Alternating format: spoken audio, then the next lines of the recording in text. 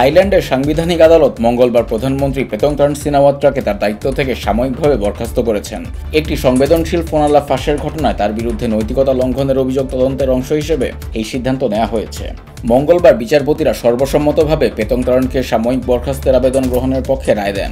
এর মাধ্যমে পেতংরানের বিরুদ্ধে আনুষ্ঠানিক তদন্ত শুরু হয়। পাশাপাশি 9 জন বিচারপতির মধ্যে 7 জন তার প্রধানমন্ত্রীর দায়িত্ব থেকে সাময়িক বরখাস্তের পক্ষে এবং 2 জন বিপক্ষে ভোট দেন।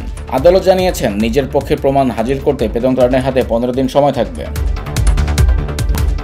36 জন সিনেটরের পক্ষ থেকে করা আবেদনে বলা হয়, পেতংরান অসদাচরণ ও সংবিধান লঙ্ঘন করেছেন। অভিযোগ অনুযায়ী তিনি কম্বোডিয়ার প্রভাবশালী সাবেক নেতা হুন সেনের সঙ্গে রাজনৈতিকভাবে সংবেদনশীল একটি ফোনালাপ ফাঁস করেছেন।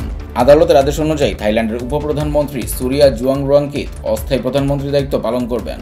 সরকারের স্থিতিশীলতা নিয়ে প্রশ্ন উঠলে থাই পর্যটন মন্ত্রী ও পেউ থাই পার্টির মহাসচিব সরাওং থিয়েংথং বার্তা সংস্থা রয়টার্সকে বলেন, সরকারের কাজ বন্ধ হচ্ছে না, কোনো সমস্যা নেই, সুরিয়া অস্থায়ী প্রধানমন্ত্রী হবেন।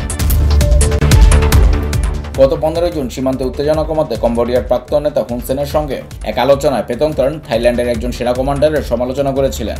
সেনাবাহিনীর ক্ষমতাধর ভূমিকার কারণে এ ধরনের মন্তব্যকে থাইল্যান্ডে রেড লাইন হিসেবে বিবেচনা করা হয়। এ ফোনালাপ ফাঁসের পর থাইল্যান্ডে শুরু হয় ব্যাপক বিক্ষোভ। জোট সরকার এরই মধ্যে একক সংখ্যাগরিষ্ঠতা হারিয়েছে, একটি প্রধান দল জোট ত্যাগ করেছে এবং শিগগিরই অনাস্থা প্রস্তাব আনার পরিকল্পনা করছে।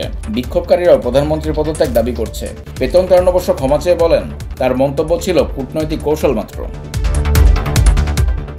মাত্র 10 মাসের শাসনামলেই পেতংরানের এই সংকট দেখিয়ে দিচ্ছে থাই রাজনীতিতে সিনাওয়াত্রা পরিবারের প্রভাব অনেকটাই কমে গেছে। এই পরিবার 2001 সাল থেকে বারবার নির্বাচনে জয়লাভ করলেও সেনা অভ্যুত্থান ও আদালতের রায়ে একের পর এক সরকার পতন হয়েছে।